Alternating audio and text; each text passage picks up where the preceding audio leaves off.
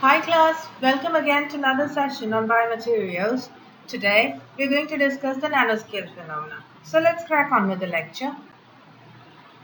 So nanomaterials are materials that have size less than 100 nanometers in at least one dimension. So now that dimension can be the length, the breadth, or the overall circumference, right? Some examples are ultrasound coating, which is one-dimensional nanomaterial, nanotubes and nanowires, which are two-dimensional, or nanoparticles, which are three-dimensional. So nanotechnology is the method of manipulating the structures at an atomic level, and there are four generations of nanomaterial. So generation 1 is passive nanostructures including nanocoatings, nanostructured metals, polymers, ceramics designed to perform one task. So generation 2 are active nanostructures which are used for targeted drug delivery, which are also used as chemical actuators to perform certain reactions. Now lab on chip are some example where they have been use of chemical nanostructures or generation 2 nanostructures, and also transistors are the nanoscale transistors that are available. Generation 3 nanostructures are the ones that would interact with heterogeneous nanostructures, and Generation 4 are nanostructures that replicate the functions of a mammalian cells.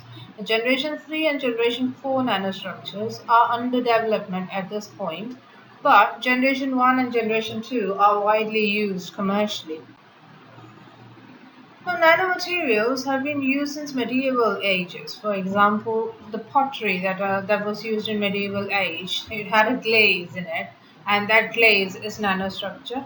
Now, if you see any Catholic church, right, you have olden church structures, like if the ones the St. Paul's Cathedral, for example, in the UK, or the Vatican, you can see that the church glass is red in color. So all these are tinted. This tint that occurs in these glass is because of the nanomaterials, mostly gold nanoparticles that are trapped within the glass. And when the light passes through it, the prismatic effect causes the red coloration. So modern usage of nanomaterial is the use of carbon black in rubber. Then properties of nanomaterials are like increased surface area of the grains, then increased surface volume of the grains, increased amount of surface atoms, and formation of discrete electronic level energy or quantum effect. So these are some of the property because of which nanomaterials have been very, very popular. So the particle size and the percentage of atoms in bulk or in the surface, you can see that the particle size as it decreases, right, as it increases in size, or and the smaller the size of the particle, the larger the bulk atoms. So that's what this. Now, the surface area of the particle increases with decrease in size, and the Hall-Petch equation predicts that the strength increases with decrease in size. Now, suppose my sigma y is the yield strength, sigma naught is the lattice yield strength, k is the constant, which is the slope of the Hall-Petch plot, and d is the grain size. Then my yield strength, sigma y, can be calculated using the following equation. Sigma y equals sigma naught plus k times d raised to minus half. Now the hardness of the material also has similar dependence with the grain size. The mechanical properties such as the strength and the hardness of polycrystalline nanomaterial increases with decrease in grain size. As the increase in strength is due to the piling up of the dislocation at the grain boundaries. The increase in the total surface area of the grain increases the dislocation density at the surface, which in turn increases the strength. However, if the grain size is less than the dislocation space, then the above mentioned or this relationship is no longer valid, and the strength would decrease with decrease in grain size. So it's a graph that summarizes what I've just spoken about. So DC is the critical grain size, and the vertical axis denotes the strength and hardness. So when during the ideal grain size DC, the strength of the material is maximum, and after that it just starts to decrease. So the processing of nanomaterials can be done either with the top-down method or the bottom-up method. So top-down method actually directly takes the bulk material and converts it into submicron material by structural decomposition. So structural decomposition basically means breaking it down. It's like analogous example can be like pounding rice to get rice flour, right? So this method is also called the one-step approach. So bulk nanomaterials are achieved in full dense shape without involving nanopowders or grain coarsening. Bottom-up method, on the other hand, starts off with atoms, ions, or molecules and then builds up the nanomaterial from there. So these are some of the methods of top-down approach for developing nanomaterials.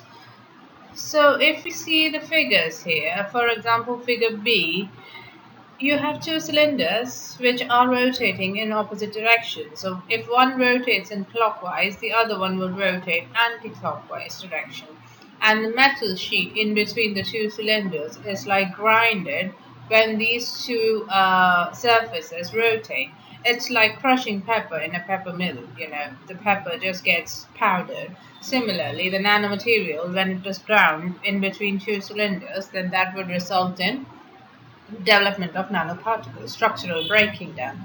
C, on the other hand, would actually make a lot of indents, and then these indents on a sheet of metal would ultimately result in the nanomaterial.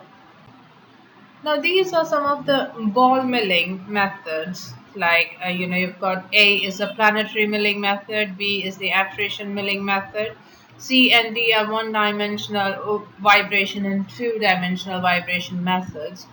Now, E depicts how exactly a nanomaterial is manufactured. So there are two balls between which the material is ground. So initially they are flattened. After that, there's quite a lot of like the two materials. They try to there's quite a lot of indent in it, and then slowly there's structural changes occurring, and then finally in stage 5 you get the nanomaterial. Now, bottom-up method can either be the physical method of manufacturing nanomaterial or the chemical method of manufacturing nanomaterial. So, gas phase condensation, metal evaporation, spray pyrolysis, laser ablation, and plasma synthesis are some of the examples of physical method of bottom-up uh, method of nanomaterial manufacture, sol gel synthesis or self-assembly, electrolytic decomposition, chemical vapor deposition, and laser pyrolysis are chemical ways of doing things. So let us just discuss the inert gas and the sol gel method in detail. So inert gas condensation or gas condensation method is the most straightforward way of producing nanoscale metallic material very consistently. So in this method, there's a vacuum chamber where the metal is quickly heated above its melting point. Now, this heating of metals above its melting point would result in the generation of vapors, metal vapors. So, an inert gas in the background is circulated in the vacuum chamber to cool the vapors down. So when the molecules are heated or they're melting, when the atoms are agitated because they're heated above the melting point, so they're very hot, and suddenly, if a cool gas is passed, then these atoms try to bond with each other. So that method is called as agglomeration. So metal particle agglomeration, because of the circulation of this inert gas, is responsible for the formation of nano-sized clusters. Now, we use inert gas for this because we do not want the coolant gas to react with the metal and form some other compound. So, these clusters are then carried to the wall of the tube, which is cooled by passing liquid nitrogen. And then once they are cooled, and they stick to the wall of the tube, and then they are scraped out to collect the final material. So that's your gas condensation method.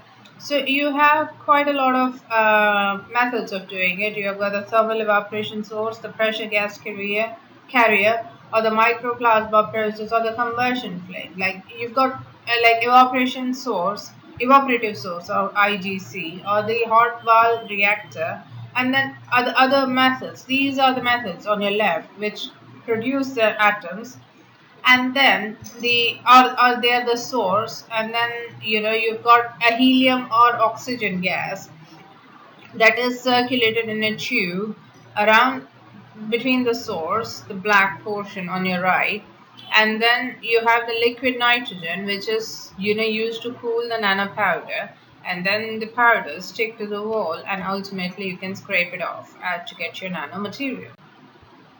Now, solvent synthesis is a chemical synthesis method used to manufacture ceramic and glass materials in the form of thin film, fibers, or powders. Sol is a colloidal or molecular suspension of particles of iron in a solvent. Gel is a semi-rigid mass that forms when the sol evaporates and the ions from the sol join together to form a network. Gel-like structure and a jelly-like structure. Now, this is a wet chemical process that uses either a solvent or a colloidal solution for manufacturing of the material. Now, metal alkoxide and metal chlorides are typical precursors, and they undergo hydrolysis and condensation reaction to form a colloid. So hydrolysis is removal of water, and hydrolysis and condensation both are like removal of water molecule. Hydrolysis is, I think, formation of alcohol, and condensation is removal of water molecules from the through chemical reaction. Now the salt then evolves to form an inorganic continuous network containing a liquid phase. Formation of metal oxides involve connecting the metal centers to the metal oxo or metal hydroxo bridges, and therefore they form the metal oxide or metal hydroxide based polymers. Now, after the drying process, the liquid phase of the gel is removed from the gel, and it's just like evaporating the water from a gel. So if you see contact lens, for example, when it is nice and moist, it is very very soft.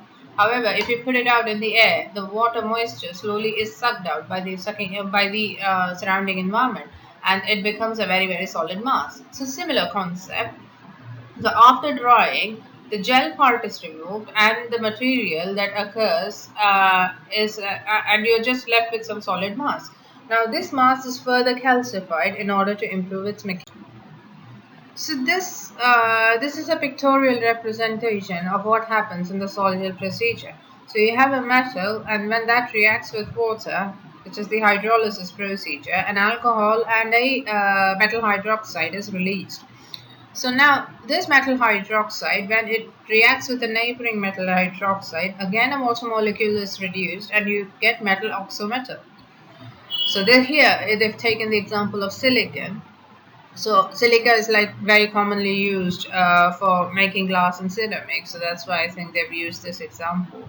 So after repeated hydrolysis and condensation, you end up with a really jelly-like structure. And this jelly, when it is evaporated, it hardens. And this hardened material is then undergoes calcification, and then you get a really really strong material, nanomaterial that has got superior mechanical strength. I think that's all we have time in this session. I hope you had a good learning session. Thank you very much for joining, and I shall see you again.